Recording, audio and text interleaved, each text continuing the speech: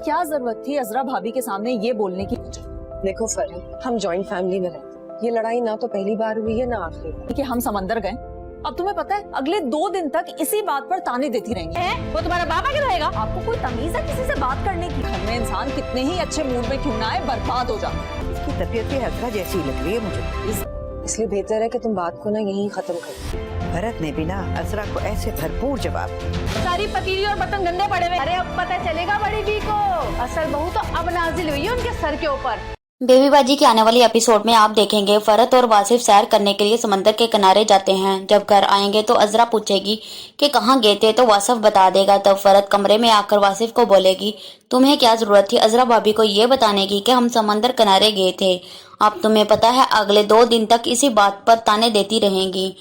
एक तो बंदा इस घर में जितने ही अच्छे मूड से क्यों ना आए, सब बर्बाद हो जाता है। फिर आप देखेंगे कि अस्मा और फरत बैठी बातें कर रही होंगी कि अजरा आकर बोलेगी कि किचन में सारे बर्तन गंदे पड़े हैं, वो कौन आकर धोएगा, तुम्हारा बाप। तो फरत को ये सुनकर गुस्सा आ जाएगा और बोलेगी कि आपको तमीज नहीं है किसी से बात करने की। ये कहकर फरत कमरे में चली जाएगी।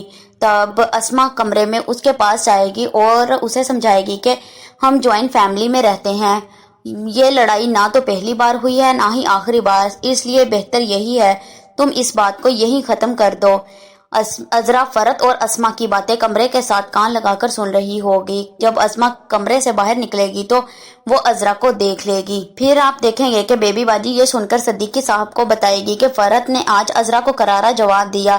तबीयत की तो अजरा जैसी ही लग रही है वो भी। फरत वासिफ को बोलेगी कि घर में आज ऐसे ऐसे लड़ाई हुई है। सारी लड़ाई के बाद अजरा बोलेगी कि अब पता चलेगा बेबी बाजी को, असल बहू तो अब नाजल हुई है इनके सर पर।